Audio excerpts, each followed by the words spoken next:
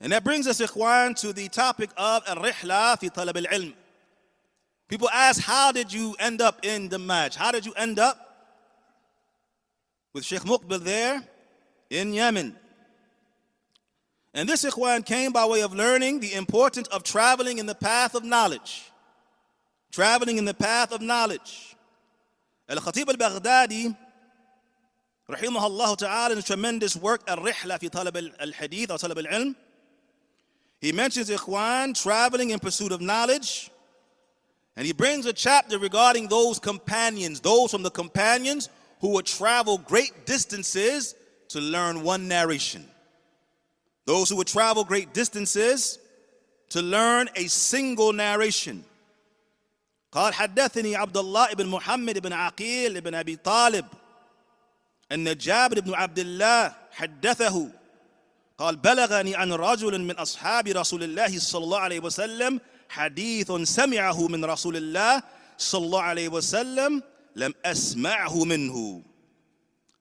So it mentions, ikhwan, that Jabir, he narrated or stated that it reached him that one of the companions of the Messenger of Allah sallallahu alaihi wasallam had heard a narration from the Prophet that Jabir had not heard.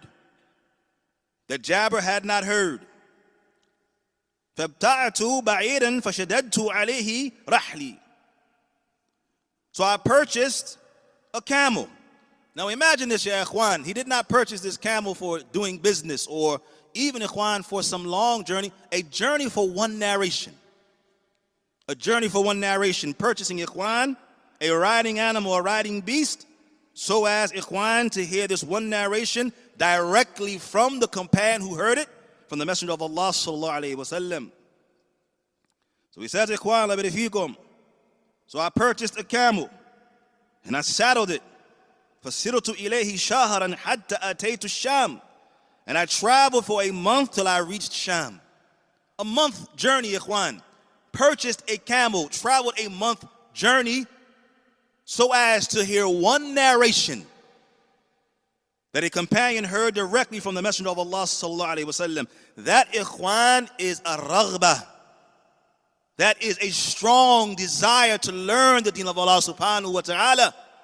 Can you imagine now, ikhwan, giving up, as we talked about in the narration, the food of your home, your wife's cooking, giving up the drink that you would normally have and your comfort, giving up, ikhwan, sleeping regularly and properly, giving that up, ikhwan, traveling, and in those days, ikhwan, on the back of a camel, in some instances by foot, as we find in the narrations of Imam al-Bukhari, rahimahullah ta'ala, that he would travel great distances, ikhwan, for narrations, sometimes by foot.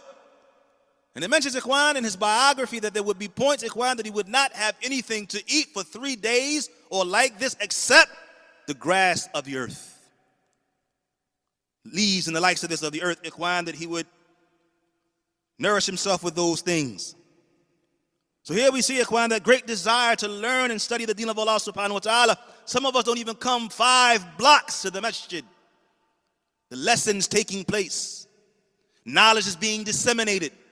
People are learning the statements of the Messenger of Allah sallallahu alaihi wasallam and the meanings of the ayat of the book of Allah subhanahu wa ta'ala. And some of us, ikhwan, will not travel the distance of 5 miles. And here we see the noble companion, Jabir, who sat at the feet of the Messenger of Allah sallallahu alaihi wasallam, and here he is traveling, ikhwan, to another companion so as to get a closer chain of narration on the Messenger of Allah sallallahu alaihi wasallam. In another narration, ikhwan, حدثني مسلم بن يسار أن الرجل من الأنصار ركب من المدينة إلى عقبة بن عامر وهو بمصر حتى لقيه فقال له أنت سمعت رسول الله صلى الله عليه وسلم يقول من ستر مؤمنا في الدنيا ستره الله يوم القيامة. He mentions, ikhwan, in this tremendous narration that a man from the Ansar, and here the name is not mentioned, but we'll see in another narration, as we know from Shaykh Abul-Hassan al-Abbad, the importance of making jama', bringing together the different wordings of a narration, so we piece together more benefit. We get a fuller picture of the narration when we take all the different wordings. And to the point, ikhwan, the Shaykh al-Albani, rahimahullah ta'ala, when he wrote regarding the Hajj of the Messenger of Allah sallallahu alaihi wasallam, as it was related by Jabir ibn Abdullah, hakadha ya ikhwan, he brought the different wordings of the narration. And what he did, ikhwan, is he would put brackets. So he would give you the base of the narration, and then he would add the different wordings in brackets to give you a fuller picture of everything that is taking place in those tremendous narrations of the Messenger of Allah sallallahu alaihi wasallam as it relates to Hajj. Naam. So it mentions here, ikhwan, that he traveled from Al-Madinah to Uqba ibn Amr in Egypt until he met with him, and he said to him, did you hear from the Messenger of Allah sallallahu alaihi wasallam, man satara mu'minan fi dunya satarahu Allah yawm al-qiyamah, whoever covers a believer's faults in this dunya, Allah will cover his faults on yawm al-qiyamah. This, ikhwan, is an important narration. But listen to the end of the narration, and this is vital. قال فكبر الأنصاري وحمد الله ثم انصرف. It mentions the narration, ikhwan, that he said Allahu Akbar, he praised Allah subhanahu wa ta'ala and left.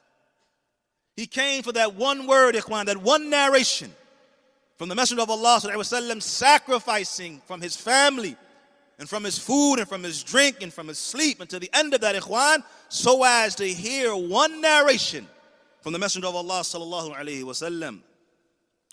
In the next narration, ikhwan, قال عمرو بن أبي سلمة قلت للأوزاعي أنا ألزمك منذ 4 أيام ولم أسمع منك إلا 30 حديثا. الله أكبر. Amr ibn Abi Salama, ikhwan, he said to Al-Awza'i, he said, I've been with you for 4 days, and I've only heard 30 narrations from you. Allah Akbar, 30 narrations. He said, I've only heard 30 narrations from you in 4 days. So Al-Awza'i said, ikhwan, وَتَسْتَقِلْ 30 حَدِيثًا فِي 4 أَيَّامٍ. You're making light of 30 narrations in 4 days? لَقَدْ سَارَ جَابِرُ بْنُ عَبْدِ اللَّهِ إِلَى مِصْرَ. Then he narrated, ikhwan, that Jabir traveled to Egypt. وَاشْتَرَى رَاحِلَةً وَرَكِبَهَا حَتَّى سَأَلَ عُقْبَةَ ibn Amr. And here is, ikhwan, the fuller picture that we just talked about in the previous narration, that he bought a riding animal, Allah yabarik fikum, and he traveled to ask Uqba ibn Amr عن حديث واحد. One saraf. He asked about a single narration and he left. He traveled, ikhwan, for a single narration, and look what Al-Awza'i says after this, وَأَنْتَ تَسْتَقِلْ 30 حَدِيثًا فِي 4 أَيَّامٍ. And you're making light of 30 narrations in 4 days. This narration shows, ikhwan, that great desire to study on both accords. First, it shows the great desire of the likes of Jabir ibn Abdullah to travel by camelback across lands, ikhwan, so as to hear a single narration from the Messenger of Allah sallallahu alaihi wasallam. It also shows the great diligence of Amr ibn Abi Salama, that he wanted to hear more narrations from Al-Awza'i than those 30 narrations that he had heard in those 4 days.